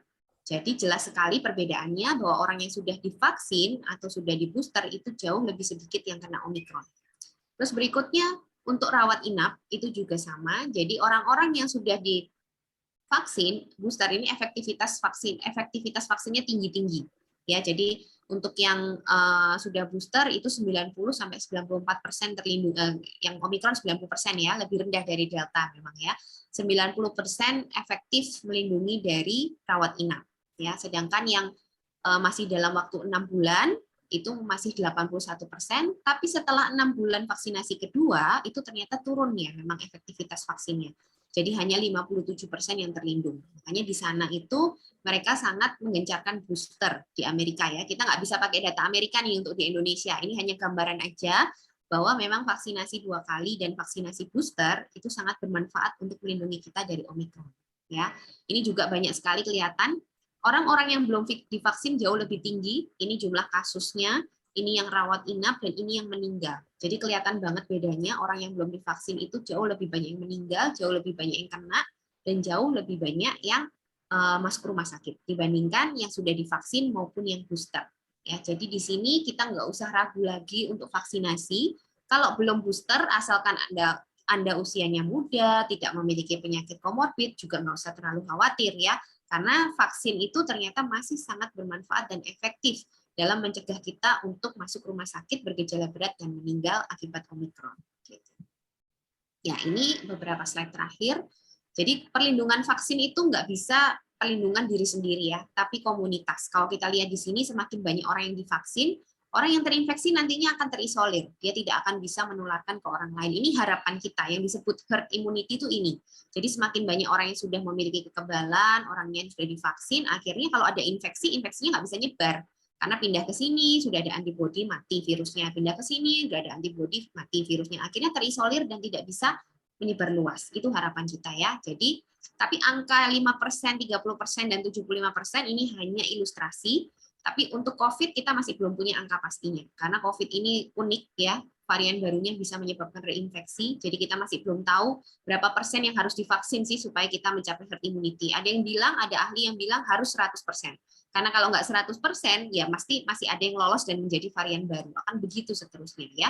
Jadi makanya kita harus dukung program vaksinasi ini ya, karena herd immunity secara teori itu untuk COVID masih sangat jauh tercapai ya, karena kenyataannya memang dia berbeda dengan virus-virus yang lain, dia reinfeksinya banyak, variannya juga cukup banyak ya, dan testing dan tracing ini penting. Jadi kalau kita sakit COVID misalnya Omikron, isolasinya harus benar, tracingnya harus benar ya untuk memutus mata rantai penularan. Intinya balik ke situ lagi. Dan yang bisa kita lakukan, intinya varian apapun itu nggak masalah, asalkan ya jangan sampai masuk ke dalam tubuh kita. Tapi untuk Omikron terus terang sulit ya, karena nanti Omikron itu tidak bisa di stop, unstoppable saya bilangnya, karena memang cepat sekali penularannya. Jadi kita harus siap kapanpun kalaupun kena Omikron, yang penting kita siapkan sistem imun kita. Karena kalau untuk menghindari Omikron sendiri, mau kita lockdown di rumah, mau kita sembunyi dimanapun, belum tentu kita bisa terhindar dari paparan Omikron ini. Ya, jadi di situ kita yang harus siapkan adalah tadi vaksinasi dan pola hidup sehat. Jadi lakukan semua aktivitas Anda secara bertanggung jawab, pertimbangkan semua manfaat dan risikonya. Jadi sudah tidak bisa dilarang lagi, karena memang untuk menghindar dari Omikron juga nggak bisa. Yang penting Anda harus pilih tempat-tempat aktivitas yang paling beresiko rendah. Ya, jadi jangan kendor untuk masker, cuci tangan, dan jaga jaraknya. Menahan diri untuk mobilitas yang nggak penting, hindari kerumunan, pola hidup sehat harus dimulai dari sekarang, dan jujur, kalau sakit segera tes dan isolasi supaya tidak cepat menyebar. Terus kooperatif, kalau Anda di tracing ya, kooperatif aja, tes positif ya sudah, nggak ada gejala, sudah divaksin, tenang aja, tinggal isolasi 10 hari selesai. Ya, itu tanggung jawab kita. Lalu vaksinasi tetap harus digalakkan, ajak saudara-saudara kita yang belum divaksin, terutama yang rentan ya, yang lansia, yang komorbid, itu ajak ya, edukasi. Anda harus menjadi agen edukasi di lingkungan masing-masing. Sama-sama kita menghadapi Omikron ini. Oke, begitu. Terima kasih. Assalamualaikum warahmatullahi wabarakatuh. Waalaikumsalam warahmatullahi wabarakatuh. Terima kasih Dokter Ning. Wow, luar biasa sekali Dok. Masih tahan Dok ya, karena nanti kita kan ada sesi tanya jawab Dok. Ya, siap. Pertanyaannya banyak sekali. Semoga tidak ada pertanyaan konspirasi Dok ya. Ada pun nggak apa-apa nih. Oke, kita bahas nanti ya Dok ya. Selanjutnya masih ada satu pemaparan lagi materi dari Ibu Margareta. Bu Margareta sudah siap Bu? Baik, Pak Ahmad sudah Oke, siap? boleh dok. Boleh Bu, kita share ya untuk materi dari Bu Margareta. Baik. Oke, baik. Terima kasih Bapak Ahmad atas waktunya. Selamat sore Bapak Ibu peserta webinar dan selamat sore Dokter Ning. Semoga kita selalu dalam keadaan sehat ya. Wah, tadi seru banget ya pemaparan dari Dokter Ning nih mengenai varian dari COVID-19 ini gitu ya. Tadi kalau boleh saya cuplik sedikit nih, pandemi itu masih ada. Jadi kita tetap harus yang pertama patuhi protokol kesehatan. Yang kedua, kita tetap harus menjaga kesehatan atau daya tahan tubuh kita ya. Lalu yang ketiga, jangan lupa untuk ikut program pemerintah yaitu vaksinasi, seperti itu ya. Nah, tadi juga udah disampaikan nih sama Dokter Ning secara lengkap nih, bagaimana sih caranya untuk menjaga daya tahan tubuh nih gitu kan. Nah, saya punya satu trik lagi nih, nanti bisa dibantu dengan konsumsi suplemen untuk menjaga kesehatan atau untuk menjaga daya tahan tubuh. Nah, kami dari NutraCare itu memiliki beberapa varian produk untuk menjaga daya tahan tubuh. Nah, produknya apa aja dan manfaatnya seperti apa nanti akan kita bahas selanjutnya. Nah, untuk saat ini saya akan mengenalkan terlebih dahulu mengenai produk dari NutraCare ya. Nah, mungkin Bapak Ibu sekalian sudah cukup familiar ya dengan produk NutraCare dan mungkin juga sudah menggunakan nih untuk produk NutraCare ini. Jadi, produk NutraCare itu merupakan salah satu brand dari suplemen kesehatan yang terbuat dari bahan alami yang terstandarisasi, kemudian diproses di pabrik modern dengan standar GMP, dan memiliki uji klinis dan data ilmiah yang kredibel. Dari ketiga hal ini, menghasilkan produk NutraCare yang aman dan berkhasiat. Nah, berikut ini saya sampaikan untuk varian produk yang ada di NutraCare ya. Yang pertama itu ada varian dari daya tahan tubuh, kemudian yang kedua dari jantung dan kardiovaskular, kemudian dari kesehatan pencernaan, kemudian untuk daya ingat dan sirkulasi darah, kemudian untuk kesehatan mata, kemudian untuk kesehatan prostat, untuk kesehatan saluran kemih, untuk kesehatan wanita, dan untuk kesehatan tulang dan persendian. Namun pada kesempatan kali ini yang akan kita bahas itu adalah mengenai daya tahan tubuh dengan 3 varian produknya yaitu NutraCare Vitamin C 1000 Time Release, kemudian NutraCare Echinacea Extract, dan NutraCare Vitamin D3 1000 IU. Nah, apabila mungkin Bapak Ibu sekalian menginginkan informasi lebih lanjut nih mengenai produk-produk NutraCare selain dari yang produk yang sudah saya paparkan nanti, mungkin bisa mengunjungi di website kami di www.nutracare.co.id atau juga bisa follow Instagram kami di NutraCare ID. Seperti itu. Nah, saya lanjutkan yang pertama mengenai NutraCare Vitamin C 1000 Time Release ya. Nah, sesuai namanya, untuk NutraCare Vitamin C 1000 ini mengandung vitamin C 1000 mg dan dilengkapi juga dengan citrus bioflavonoid sebanyak 50 mg. Nah, untuk cara pakainya cukup 1 tablet saja per hari. Nah, keunggulannya apa sih untuk produk NutraCare Vitamin C 1000 ini? Nah, keunggulannya itu adalah vitamin C-nya itu dalam dosis tinggi. Kemudian sistemnya itu time release, jadi dilepaskan secara berkala. Nah, tujuannya apa? Tujuannya itu untuk memaksimalkan penyerapan dan penggunaan vitamin C oleh tubuh. Lalu kemudian vitamin C 1000 ini juga dilengkapi dengan bioflavonoid yang berfungsi untuk meningkatkan penyerapan vitamin C di dalam tubuh. Nah, lalu untuk produk yang kedua, saya akan membahas mengenai NutraCare Echinacea. Nah, sebenarnya secara umum untuk manfaatnya itu hampir sama dengan NutraCare Vitamin C 1000 Time Release, yaitu untuk membantu menjaga daya tahan tubuh. Namun ada satu keunggulan lagi nih untuk produk NutraCare Echinacea ini, karena dia bisa membantu meringankan selesma atau influenza. Jadi misalkan Bapak Ibu sudah ngerasa badannya drop banget gitu, udah ada gejala flu atau mungkin sedang flu kayak gitu, nah itu bisa konsumsinya itu adalah NutraCare Echinacea gitu. Nah, untuk cara pakainya gimana? Nah, untuk dosis anjurannya, untuk pencegahan itu cukup 1 soft gel saja per hari. Tapi kalau sudah timbul gejala flu, itu bisa 3 sampai 5 soft gel. Itu tergantung dari tingkat keparahannya. Gitu. Nah, lalu apa sih keunggulan dari produk NutraCare Echinacea ini? Nah, keunggulannya itu adalah terbuat dari organik echinacea sehingga lebih aman untuk dikonsumsi. Kemudian yang kedua, echinacea-nya itu berasal dari bagian aerial dan akar. Nah, kalau misalkan suplemen lain itu kebanyakan berasal dari bagian akarnya saja. Nah, sebenarnya echinacea aerial ini apa? Echinacea aerial ini adalah bagian dari tanaman echinacea yang berada di atas permukaan tanah. Jadi misalkan seperti daunnya, batangnya, dan bunganya. Nah, ternyata menurut penelitian itu Echinacea aerial mempunyai kandungan flavonoid yang dapat berfungsi sebagai aktivasi sistem imun dan sebagai anti peradangan yang lebih tinggi dibandingkan dengan bagian akarnya. Jadi tentunya ini akan menjadi suatu keunggulan atau keunikan sendiri ya dibandingkan dengan produk suplemen Echinacea lainnya. Lalu kemudian untuk produk yang terakhir itu adalah Nutracare Vitamin D3 1000 IU.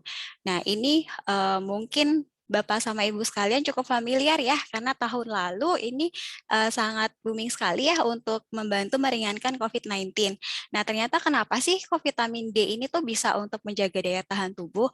Ternyata vitamin D ini bisa meningkatkan aktivitas dari sel T, di mana sel T ini bertugas untuk menangkal bakteri dan virus di dalam tubuh. Jadi dapat meningkatkan daya tahan tubuh seperti itu. Nah, untuk konsumsinya itu cukup 1 kali sehari saja. Lalu untuk keunggulannya apa untuk Nutracare vitamin D3 1000 ini? Nah, keunggulannya itu adalah ukuran tabletnya itu kecil, jadi sangat memudahkan Bapak Ibu sekalian untuk mengkonsumsinya. Lalu kemudian untuk produk kami, Nutracare vitamin D3 1000 ini tersedia dalam kemasan yang cukup banyak isinya, yaitu 90 tablet. Jadi bisa dikonsumsi untuk satu keluarga gitu. Dan harganya pun relatif terjangkau, yaitu 180.000 untuk 90 tablet. Nah, itu tadi adalah ketiga produk untuk membantu menjaga daya tahan tubuh dari Nutracare. Lalu sebenarnya bagaimana sih peranan suplemen-suplemen tersebut untuk membantu meningkatkan daya tahan tubuh? Nah, ini akan saya bahas satu persatu. Yang pertama dari vitamin C. Kenapa sih vitamin C ini dapat meningkatkan daya tahan tubuh? Ternyata vitamin C ini dapat meningkatkan kinerja dari sel natural killer. Sel natural killer itu adalah sel yang bertugas untuk mencari dan membunuh sel atau virus yang bisa membahayakan tubuh.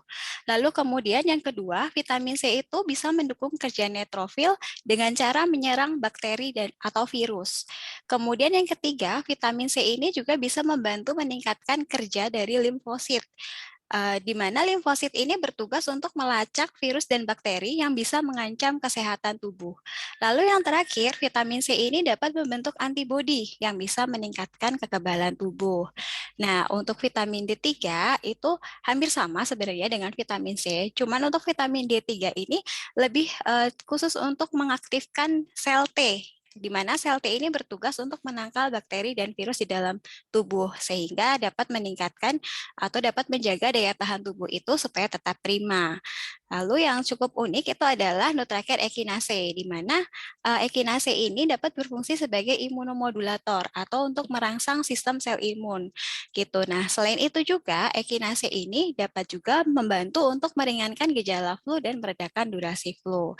Nah, jadi kesimpulannya untuk vitamin C dan vitamin D ini tuh dapat digunakan untuk menjaga daya tahan tubuh sehari-hari. Nah, sedangkan untuk Echinacea itu mungkin bisa dikonsumsi untuk orang yang sudah mengalami ada gejala flu atau mungkin udah merasa mau flu ataupun lagi flu seperti itu. Jadi lebih cenderung yang sudah ada gejala ke flu seperti itu. Nah, sekian sih pemaparan dari saya. Untuk waktunya saya kembalikan lagi ke Bapak Ahmad. Oke, terima kasih Ibu Reta atas pemaparannya. Tadi suplemennya untuk menambah daya tahan tubuh kita di masa saat ini ya. Nah, sebelum masuk ke sesi tanya jawab, sesi berikutnya, saya ingin mengingatkan Bapak Ibu para peserta webinar bersama Nutracare ini, boleh cek di kolom chat, itu ada link untuk door prize. Jadi kita ada giveaway, yaitu voucher cek antibody di dalam tubuh senilai 250.000 dari Prodia. Dan juga ada produk Nutracare vitamin C 1000 time release untuk 5 orang pemenang. Jadi Bapak Ibu silakan boleh klik link yang ada di kolom chat. Panitia sudah mencet, melakukan chat di kolom chat untuk diklik. Nah, ini masuk ke sesi tanya jawab. Wah, luar biasa sekali nih Dokter Ning dan Ibu Reta. Saya akan coba, panitia sudah mengumpulkan beberapa pertanyaan yang akan saya bacakan. Semoga waktunya cukup ya untuk kita semua karena masih lanjut nih pertanyaannya nih. Bagi Bapak Ibu Jika tidak lanjut di sini bisa lanjut di Instagramnya Dokter Ning nanti ya. Jika Dokter Ning buka sesi tanya jawab dok ya. Terus saya juga ikutan ah. Ya. Oke, pertanyaan pertama, boleh dok udah siap dok ya untuk pertanyaannya dok? Oke, Oke, siap. Bu Reta juga ya. Oke, ini pertanyaan pertama dari Ibu Kurnianti Herdiandari dari Surabaya nih dok. Wah manggilnya kakak. Se kepada Kak Ada Ninggar ya Dokter Ning. Saya izin bertanya. Saya satu-satunya yang tidak terpapar COVID, sementara anak-anak dan suami tertular. Justru setelah dapat vaksin COVID pertama sekitar bulan Juni Juli 2021, wah ini lagi rame-ramenya nih dok. Pertanyaan saya adalah, apakah saya bisa tertular COVID setelah vaksin COVID nanti yang gelombang ketiga? Apakah anak-anak dan suami bisa dapat juga tertular kembali gitu dok? Anjurannya apa ya? Apakah sudah tidak tertular COVID varian Omikron itu dok? Ya, oke. Terima kasih pertanyaannya, Bu Kurnianti. Ya, jadi sebetulnya kena COVID setelah vaksin itu bukan karena vaksin ya, itu yang harus diluruskan dulu, di mana vaksin itu kan isinya adalah virus yang sudah dimatikan. Nah, seperti tadi saya jelaskan, vaksin itu hanya tujuannya untuk melatih sistem imun seseorang ya, jadi melatih untuk membuat antibodi dan sel memori. Jadi kalau memang kebetulan dia sakit COVID kebetulan setelah vaksin, ya kemungkinan dia memang sudah terpapar sebelum vaksin ya. Jadi pada saat vaksin belum muncul gejala, setelah vaksin baru muncul gejala. Tapi sebetulnya sebelumnya dia sudah positif atau malah terpapar setelah divaksin. Jadi jangan takut untuk vaksinasi ya. Artinya vaksin ini tidak menyebabkan seseorang menjadi sakit COVID ya.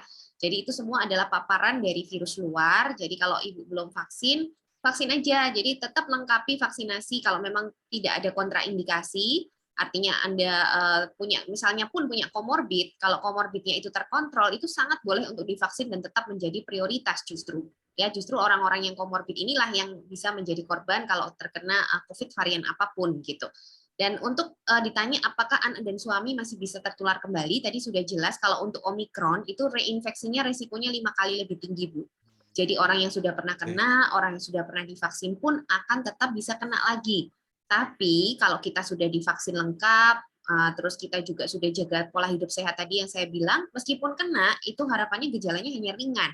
Makanya untuk menghindari, betul-betul menghindari Omikron, itu saya rasa sulit nantinya. Karena Omikron ini tracing-nya aja menghabiskan waktu dan tenaga loh. Karena sekali itu dia bisa menular langsung 10 orang, 20 orang gitu ya. Beda dengan Delta. Delta itu satu orang sakit menular paling banyak ke 6-8 orang aja.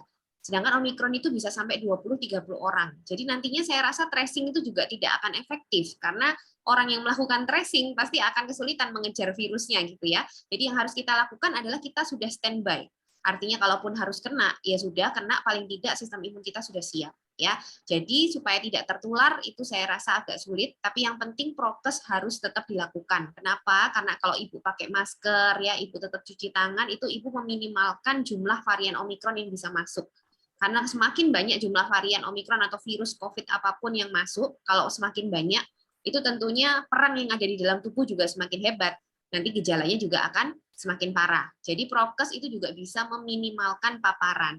Jadi kalaupun masuk sedikit aja virusnya, ya paling berapa hari akan sembuh. Apalagi kalau Anda udah divaksin. Ya, intinya itu. Ya, jadi jangan fokus untuk sembunyi, jangan fokus untuk tidak mungkin tertular karena sangat mungkin kita akan tertular. Tapi yang penting kita sudah siap. Ya, yang penting masker juga nggak boleh kendor ya. Tadi itu aktivitas harus pilih aktivitas yang aman. Ya, boleh dimanapun asalkan aktivitas itu Anda pilih tempat yang beresiko rendah. Itu tujuannya untuk meminimalkan jumlah virus yang bisa masuk ke dalam tubuh kita. Mungkin gitu, Mas. Oke, terima kasih dok. Jadi harus bijak juga, apalagi sekarang banyak kegiatan yang diboleh ikutkan konser musik juga sudah ada dok. Nah, itu Jadi dia. menarik sih dok itu dok. Selanjutnya pertanyaan kedua ini untuk Bu Margareta dari Pak Mikhail di Jakarta. Ini kayaknya harus perlu detail nih kan, di mana saya bisa beli produk-produk Nutracare dan berapa harganya Bu Reta? Oke, baik. Terima Ya, kasih Bapak Mikael ya tadi ya ya dari betul Jakarta dari ya. Jakarta. Oke, untuk pembelian produk Nutracare untuk secara offline itu bisa di apotek dan toko obat terdekat atau mungkin kalau Bapak kebetulan di Jakarta nih bisa cari di Watson atau di Kimia Farma juga kita tersedia. Atau misalkan mau beli secara online, itu bisa melalui official store kami di Shopee, Tokopedia, Bukalapak dengan nama tokonya itu adalah Konimax Store atau Konimax Official. Atau kalaupun misal di antara keduanya itu Bapak masih mengalami kesulitan nih, nah bisa WhatsApp aja ke customer service Nutracare ke 0811 9690 3055. Itu juga bisa nanti akan kita bantu untuk mendapatkan produk yang Bapak cari seperti itu. Nah, kalau untuk harga kan ini cukup bervariasi ya Pak ya. Mungkin saya sebutkan aja satu-satu. Tadi untuk Nutracare Vitamin C 1000 Temprilis itu harganya adalah Rp228.000.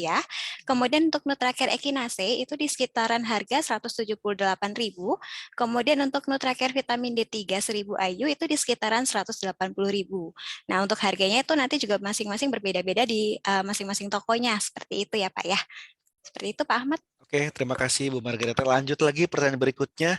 Ini dari Bogor, Ibu Yeni Wulandari bertanya kepada Dokter Ning, adakah gejala khusus tidak untuk varian Omikron ini? Mungkin tadi ngulang lagi dok, kita ceritakan lagi dok. Sedikit aja dok. Ya, kalau gejala khas itu sebetulnya nggak ada ya, karena ini virusnya kan masih sama ya, sama-sama masih SARS-CoV-2, menyebab COVID juga, spektrum yang diakibatkan juga masih sama, mulai dari dia tidak bergejala, gejala ringan, sedang, berat, sampai meninggal itu bisa terjadi. Cuman memang ini karena tadi ada satu penelitian yang menyatakan memang virus ini, Omikron ini banyaknya itu ada di tenggorokan ya. Dan itu dari beberapa survei yang dilakukan pada orang-orang yang sudah pernah kena Omikron, memang dia lebih gejalanya ke radang tenggorokan ya. Jadi radang tenggorokan itu lebih dominan. Jadi yang namanya anosmia segala itu sedikit. Mungkin hampir belum ada dilaporkan pada Omikron ini, dia lebih banyaknya ke radang tenggorokan, awalnya tenggorokan gatel, terus radang, kadang sampai nyeri sekali tenggorokannya. Nah, itu yang banyak sekali dilaporkan. Cocok dengan penelitian yang tadi itu yang di laboratorium, banyak ditemukan di daerah saluran nafas atas. Mungkin seperti itu, tapi jangan lupa delta masih ada ya. Jadi kalau misalnya mengalami anosmia gitu, ya juga harus tetap waspada karena delta itu kan tadi masih 50%, 50%. Jadi ya masih ada juga gitu. Oke, thank you dok. Lanjut lagi, ini pertanyaannya mungkin bisa dijawab oleh dokter dan Ibu Reta juga. Dari Ibu Risma dari Pangkalan Kerinci, Sumatera ini ya. Seberapa efektifkah vitamin C menangkal virus COVID dan keamanannya bagi yang memiliki autoimun dan anak-anak? Oke, saya dulu. Dok, ya boleh dok. Ya, jadi prinsipnya begini ya, kalau kita mau mencegah virus itu nggak bisa pakai satu senjata. Ya kayak tadi saya bilang, cuman minum vitamin, tapi kalau begadang ya sama aja. Artinya yang namanya pola hidup sehat itu teorinya mudah dikatakan, tapi sulit dilakukan karena biasanya pola hidup sehat itu karena harus meliputi semuanya, mulai dari nutrisi dan lain-lain. Dan vitamin C itu memang terbukti salah satu antioksidan yang cukup kuat ya, di mana kita tahu bahwa infeksi virus tidak cuma COVID, itu selalu kalau terjadi infeksi pasti ada keradangan di dalam tubuh seseorang. Jadi produksi dari yang namanya stres oksidatif atau oksidan-oksidan itu tinggi. Makanya penggunaan antioksidan itu sangat baik pada infeksi virus. Tapi bukan berarti kalau sudah minum itu kita nggak pakai masker, misalnya kayak gitu. Jadi harus dipahami bahwa vitamin C itu boleh saja dikonsumsi sebagai suplemen ya, sebagai suplemen terutama untuk orang-orang yang mungkin nggak suka buah nih, nggak suka buah, jarang makan sayur ya, nah itu bisa menggunakan suplemen ini untuk menggantikan buah karena pada prinsipnya vitamin mineral paling banyak di sayur dan buah, tapi ada orang juga yang nggak bisa atau nggak suka makan sayur dan buah. Jadi boleh-boleh saja. Untuk anak-anak saya rasa aman-aman aja ya, tergantung dosisnya aja. Untuk autoimun juga nggak masalah sih, vitamin C itu vitamin yang bukan vitamin yang berbahaya atau gimana ya, bahkan kalau vitamin D sekarang kita juga memberikan sebagai sebetulnya untuk autoimun ya, kalau vitamin D mungkin bisa ditambah dari Ibu Reta, silakan. Terima kasih, sepertinya sih penjelasan dari Dokter Ning ini udah sangat lengkap sekali ya. Gitu. Jadi sudah sangat mewakili semuanya sih dok. Terima kasih dok. Oke, thank you Ibu Reta, Dokter Ning. Selanjutnya masih lanjut doknya, masih ada waktu. Dari Bapak Agis Rahma dari Bogor, saya ingin bertanya dok, nah bagaimana gejala virus Omikron ini pada ibu hamil? Dan jika ibu hamil terkena varian ini, apakah vitamin yang aman diberikan? Vitamin apakah yang aman diberikan? Ya. Ya, jadi gejala kayak tadi sudah ya, kebanyakan radang tenggorokan ya, Yep. tapi sekali lagi kalau gejala flu apapun di era sekarang, tetap kita harus berpikir yang pertama COVID dulu, baru yang lain, karena COVID ini bahayanya dia cepat menular. Jadi gejalanya itu sebetulnya mirip flu. Apapun kalau Anda nggak enak badan, rasanya seperti flu, ya kita harus waspada tetap ini adalah COVID, entah Omikron atau apapun ya, ini kemungkinan bisa COVID gitu ya. Terus kalau vitamin, ini kembali ke dokter kandungan aja sih sebetulnya, vitamin apapun boleh. Ya, vitamin apapun yang aman untuk ibu hamil boleh dipakai untuk suplemen pada saat misalnya positif COVID ya. Sebetulnya kalau nggak ada pun nggak usah khawatir, makan biasa aja, sayur buahnya dibanyakin, itu juga boleh. Jadi bukan berarti kalau sakit nggak ada vitamin terus panik gitu ya, nggak juga. Ada kan ada ibu hamil yang kalau kena vitamin langsung muntah-muntah, karena biasanya orang hamil itu cenderung asam lambungnya lebih tinggi. Jadi ini aja fleksibel aja. Kalau bisa mengkonsumsi vitamin silakan ya, vitamin yang aman bisa konsultasi ke dokter masing-masing. Kalau nggak bisa minum vitamin karena nggak tahan juga nggak apa-apa. Banyakin makan protein, sayur dan buah untuk penyembuhan gitu ya. Oke, terima kasih Dok. Selanjutnya masih banyak sekali ini ya. Kita coba dulu ya. Selanjutnya ini dari Bandung, Ibu Jessica. Oh, ini kayaknya nanyain echinacea nih ke Bu Reta nih. Ya. Apa keunggulan terakhir echinacea dibandingkan suplemen berbahan echinacea pada umumnya? Oh, yang lainnya karena echinacea banyak sekali ya. Sebelum COVID pun sudah sangat banyak dibeli oleh konsumen. Oke. Boleh Ibu Reta? Baik, terima kasih atas pertanyaannya Ibu Jessica ya. Sangat ini ya menarik sekali ya untuk pertanyaannya ya. Jadi apa sih sebenarnya keunggulan dari produk Nutracare Echinacea ini dibandingkan dengan suplemen Echinacea pada umumnya gitu kan? Nah, keunggulannya itu yang pertama adalah untuk produk Nutracare Echinacea ini terbuat dari organik Echinacea, jadi lebih aman untuk dikonsumsi. Lalu kemudian yang kedua, untuk Echinacea-nya yang dipakai untuk di Nutracare Echinacea itu adalah dari bagian aerial dan juga bagian akarnya. Nah, kalau pada suplemen Echinacea pada umumnya itu biasanya yang dipakai hanya bagian akarnya saja. Nah, padahal pada bagian aerialnya Ya. itu juga memiliki kandungan flavonoid yang berfungsi sebagai aktivitas sistem imun dan kandungan anti peradangan yang lebih tinggi dibandingkan dengan akarnya. Jadinya justru malah lebih bagus nih yang bagian aerialnya dibandingkan dengan bagian akarnya. Seperti itu, Pak Ahmad. Oke, luar biasa, Bu Reta. Terima kasih, Bu Reta, jawabannya. Lanjut lagi nih, dari Ibu Fitri, Jakarta. Bagaimana membedakan virus Delta dan Omikron di hasil lab, Dok? Iya, Hasil, nggak bisa ya. Ya, jadi kita nggak bisa membedakan ya, varian dari pemeriksaan biasa yang ada di laboratorium yang bisa kita lakukan sehari-hari. Jadi membedakannya itu dengan pemeriksaan genome sequencing namanya. Jadi kalau PCR itu terdeteksi positif, itu berarti kita ada materi genetik virus SARS-CoV-2 di tenggorokan kita atau di hidung kita. Jadi itu berarti kita mungkin terinfeksi COVID. Tapi variannya apa, itu nggak bisa kita lihat dari PCR sekalipun. Jadi harus dilanjutkan dengan pemeriksaan khusus yang namanya genome sequencing. Jadi alatnya beda lagi, laboratorium yang bisa juga beda lagi. Jadi dikirim lagi. Cuman memang kita tidak lakukan secara rutin, karena yang pertama kapasitas dari laboratoriumnya itu nggak banyak. Jadi memang kita batasi untuk surveillance. Jadi surveillance itu orang-orang yang kayak ini Omikron, diduga membawa Omikron, baru diperiksa genome sequencing-nya. Tidak semua orang dengan PCR positif diperiksa karena kita kapasitasnya belum sebanyak atau belum sehebat negara maju. Jadi harus dipilah-pilah. Karena memang juga terapi atau pengobatannya sama aja, tidak ada perbedaan antara Delta dan Omikron, makanya kita juga tidak melakukan itu sebagai pemeriksaan sehari-hari. Hanya sifatnya untuk surveillance epidemiologi aja. Ya, jadi pokoknya kalau positif ya udah isolasi aja, toh sama aja kan Delta sama Omikron itu sebetulnya cara penanganannya kalau gejala ringan sama aja gitu.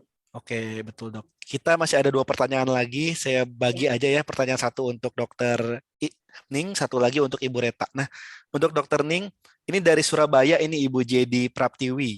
Oke. Ini saya usia 68 tahun. Untuk vaksinasi gelombang ketiga, mungkin booster Dok ya. Apakah aman bagi saya usia lansia? Dosis vaksin apakah yang paling bagus? Sinovac, Pfizer, atau AstraZeneca? Ya, jadi lansia itu justru adalah prioritas untuk booster ya. Tadi kalau ngikutin pemaparan saya, justru orang lansia itu diperkirakan sel T atau sel memorinya itu loyo tadi itu. Jadi harus diperkuat dengan vaksin booster apalagi menghadapi Omikron ya. Kalau untuk keamanan itu sebetulnya semua vaksin yang ada itu sudah diuji keamanannya untuk lansia, bahkan sebelum booster ya. Jadi 2 kali vaksin yang kemarin sama sekarang booster itu semuanya sudah diuji untuk lansia, karena lansia itu memang prioritas untuk vaksin. Dan hasilnya memang keamanannya justru malah reaksi efek sampingnya itu dikatakan lebih rendah kalau diuji laporan uji klinisnya. Kenapa? Karena imun dari orang lansia itu cenderung lebih lemah. Dan biasanya orang yang mengalami kipi atau efek samping itu biasanya yang muda-muda justru, karena yang masih kuat kan, jadi demamnya keluar, ininya keluar. Tapi kalau orang tua biasanya malah karena imunnya itu cenderung lemah, dia malah reaksinya itu lebih ringan. Jadi nggak usah takut dengan kipi, yang penting kalau Anda punya komorbidnya harus terkontrol dulu. Ini harus konsultasi dengan dokter yang merawat. Tapi kalau nggak punya komorbid, itu sebetulnya kipinya akan jauh lebih ringan gitu pada lansia ya. Oke. Jadi jangan takut. Kata kuncinya jadi di comorbid itu, Dok ya. Jadi jangan takut, Dok ya. Karena Iya. mungkin panik segala macam, jadi comorbidnya malah muncul lagi ya Ya kan, sama karena itu ya tadi ya. pilihan vaksinnya itu tidak usah pilih. Pokoknya kalau lansia itu kalau tergantung vaksin primernya. Kalau Sinovac itu bisa di booster dengan menggunakan AstraZeneca, Pfizer atau Moderna. Ya kalau Oke. awalnya Sinovac. Jadi nggak masalah apa yang tersedia itu diberikan. Dan ini kan untuk booster di Indonesia diberikan setengah dosis. Itu sudah diuji juga di Litbangkes, dengan setengah dosis itu tetap bisa menimbulkan antibodi yang sama dengan full dosis, tapi reaksi efek sampingnya lebih ringan. Gitu. Oke, siap. Kita berangkat bareng-bareng untuk vaksin booster ini. Selanjutnya nih yang terakhir, Penitia terakhir ya, waktunya karena terbatas. Dari Bapak Julius berasal dari Jakarta, untuk Ibu Reta, saya ingin bertanya apakah saya bisa mengkonsumsi, ketiganya tadi ya, Nutracare Echinacea, vitamin D3, dan vitamin C1000 secara bersamaan. Dan bagaimana anjurannya, Bu Reta? Baik, terima kasih Bapak Ya. Ahmad. Nah, sebenarnya sih kalau mau dikonsumsi bersamaan itu nggak apa-apa, tapi balik lagi tergantung dari kebutuhan masing-masing individunya ya, seperti apa gitu. Maksudnya, apakah lagi misalkan ada gejala flu-nya seperti itu, nah mungkin bisa ditambahkan dengan Nutracare Echinacea-nya. Untuk kebutuhan sehari-hari mungkin lebih bisa dipilihkan untuk kombinasi antara vitamin D3 dan vitamin C-nya. Apalagi kalau misalkan ternyata kandungan vitamin D3 di dalam tubuhnya itu berkurang gitu atau cenderung kecil gitu. Nah, tapi kalau misalkan nih mau dikonsumsi bersamaan sebenarnya sih nggak masalah gitu. Bisa dikonsumsi dengan jeda 3 sampai 4 jam atau mungkin bisa bahkan pagi harinya konsumsi vitamin D3, nanti siangnya mungkin vitamin C, lalu untuk malam harinya itu Echinacea, seperti itu juga bisa.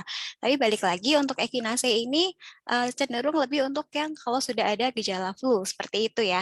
Karena Echinacea ini memang tidak boleh digunakan untuk jangka panjang, jadi maksimal itu hanya boleh 8 minggu berturut-turut, seperti itu Pak. Terima kasih Bu Reta. Kita langsung aja ke closing statement, boleh Dok? Oke, dari Dokter Ning dulu mungkin Dok, closing statement untuk webinar kali ini. Ya, closing statement-nya ini kita baru mulai awal ya kenaikan kasus Omikron, jadi kita justru harus mulai bersiap di sini. Cara menghadapinya jelas berbeda dengan waktu kita menghadapi Delta. Jadi sekarang seharusnya kita bisa lebih pede, tapi tidak boleh sembrono ya saya bilangnya. Pede boleh, karena kita tuh sebetulnya sudah punya banyak ilmu untuk menghadapi ya. Masker, ventilasi, terus kita juga tahu tentang vaksin booster ya. Kalau misalnya Anda itu orang yang semua sudah melakukan prokes dengan baik, melakukan pola hidup sehat dengan baik, terus sudah vaksin, bahkan mungkin sudah ada yang sudah di booster, itu sebetulnya kalaupun kena Omikron, itu kemungkinan gejala akan ringan aja. Jadi nggak usah terlalu khawatir, tapi yang penting Anda juga harus menjaga jangan sampai Anda menulari orang lain. Jadi kalau positif ya udah isolasi dengan baik ya, isolasi dengan baik, pakai maskernya dengan baik supaya tidak menulari orang-orang yang masih rentan tadi. Ya kalau orang yang rentan ini kita biarkan tertular, mereka akan ke rumah sakit semua, yang kita khawatirkan rumah sakit akan penuh. Jadi itu prinsipnya 80% kemungkinan akan ringan, tapi ringan di sini justru adalah tanggung jawab kita untuk menahan kejenuhan isolasi ya, kita nggak boleh egois di sini. Jadi di sini kuncinya adalah untuk menghadapi pandemi, kita tidak bisa sendirian, tapi bersama-sama kita saling melindungi ya. Jadi saya yakin kita bisa lewat karena sekarang kita sudah lebih banyak punya ilmu untuk menghadapi Omikron ya. Jadi harus pede tapi bukan berarti terus ambiar ya. Pede itu artinya tetap aja aktivitas boleh, pilih aktivitas yang bertanggung jawab. Tadi saya bilang boleh saja Anda beraktivitas, pilih aktivitas yang resikonya rendah dan selalu pertimbangkan manfaat dan resiko sebelum beraktivitas. Jadi apakah kalau resikonya tinggi ya jangan dulu, kalau manfaatnya tinggi Anda bisa minimalkan resiko, silakan jalan. Ya, mungkin begitu dari saya, semoga bermanfaat. Kita harus terus jangan menyerah ya untuk melawan COVID ini, mulai dengan prokes, vaksinasi, dan pola hidup sehat. Oke, terima kasih Dokter Ning. Tadi juga saya tandain tuh dokter sempat katakan kalau rumah sakit penuh karena pasien COVID, pasien-pasien yang lainnya kan bahaya juga kalau tidak Nah, dilayani. Nah, betul, seperti itu dok ya. Jadi betul, kita betul. bersama-sama ya. Baik kalau kita punya keluarga yang mengalami masalah lainnya selain COVID-19 ini. Selanjutnya dari Ibu Reta. Oke, baik, terima kasih. Jadi untuk pandemi ini kan masih ada ya, tadi seperti yang disampaikan oleh Dokter Ning. Nah, kita tetap nggak boleh lengah nih, tetap harus jaga protokol kesehatan, terus Oke. tetap jaga daya tahan tubuh, lalu kemudian jangan lupa untuk ikut vaksinasi, gitu ya. Nah, untuk jaga daya tahan tubuh, kami dari Nutracare memiliki produk-produk yang bisa untuk membantu menjaga daya tahan tubuh. Mungkin bisa dibantu dengan Nutracare Vitamin C 1000 Time Release, Nutracare Vitamin D3 1000 IU, dan Nutracare Echinacea Extract gitu. Nah, kemudian kalau misalkan Bapak Ibu sekalian ingin mengetahui lebih lanjut nih mengenai produk-produk Nutracare, Bapak Ibu sekalian bisa mendapatkan informasi produk kami di www.nutracare.co.id.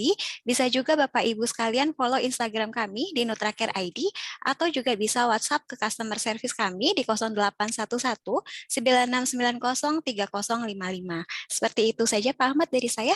Oke, terima kasih Ibu Reta dan Dokter Ning. Selanjutnya kita akan undi sebelum closing ya webinar kali ini. Kita kan undi giveaway tadi door prize-nya kita ganti giveaway deh ya. Voucher cek antibody dalam tubuh senilai 250 dari Prodi itu 3 pemenang. Kita akan undi. Oke, 3 pemenang dulu nih ya, Ibu Reta ya. Oke.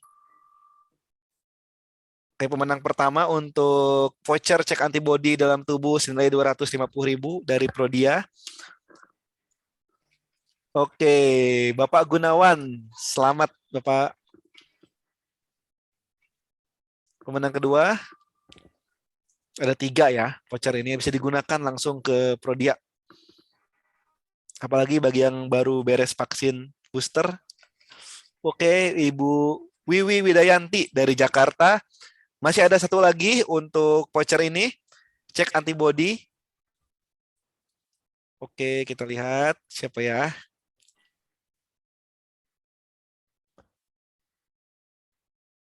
Oke, Ibu Heti Elia dari Sukabumi, Jawa Barat ya. Nanti Ibu bisa datang ke Prodia ya. Voucher nanti kita berikan.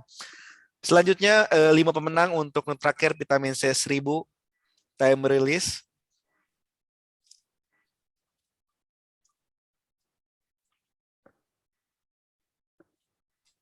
Oke, Ibu Septia Triadiani, mungkin ini dari Jakarta ya, tapi belum isi kotanya. Lanjut, masih ada 4 lagi ya untuk pemenang giveaway ini nih, Nutracare Vitamin C 1000.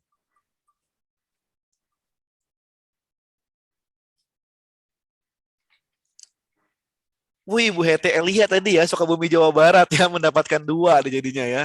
Oke, lanjut. Masih ada 3 pemenang lagi.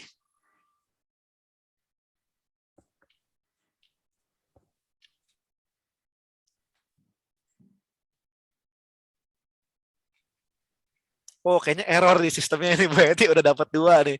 Sorry, mohon maaf sebentar ya Bapak Ibu ya. Kita Bu Hete Elia ini lagi ini nih, lagi mujur banget gitu. Kita anulir ya. Jadi masih ada 3 lagi. Oke, Ibu Tiara Putri Prayogi. Masih ada 2 pemenang lagi untuk giveaway kali ini. Nah, bagi peserta juga, kita juga ada free tadi Nutracare Vitamin D3 1000 bagi 30 pendaftar pertama. Nanti kita akan dihubungi oleh panitia. Oke, Bu Fitriana Hadi dari Jakarta. Selamat, dan masih ada satu lagi ya. Satu lagi pemenang untuk giveaway nih, Nutracare Vitamin C 1000 Time Release.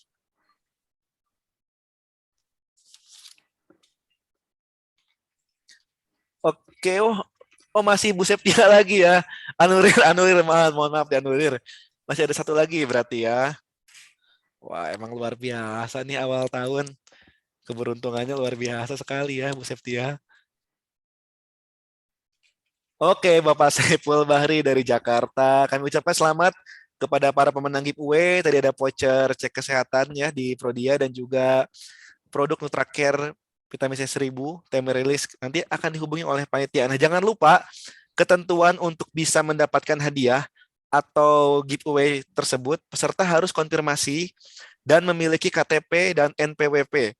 Jika tidak mengikuti syarat dan ketentuan tersebut, maka kami anggap hangus. Konfirmasinya ke nomor 0811 96903055. Baik, saya selaku host juga akan menutup webinar kali ini. Terima kasih kepada para peserta semuanya. Terima kasih pada narasumber Dr. Ning dan Ibu Reta. Sekali lagi saya ucapkan terima kasih dan mohon maaf jika ada kekurangan. Semoga perbincangan kita hari ini dapat bermanfaat dan menambah wawasan untuk kita semua. Salam sehat dari Nutrake, terima kasih dan sampai jumpa semuanya. Terima kasih banyak. Terima kasih semuanya. Terima kasih.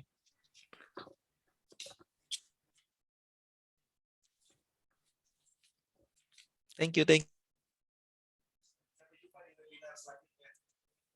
Sampai jumpa di webinar selanjutnya Bapak Ibu. Terima kasih.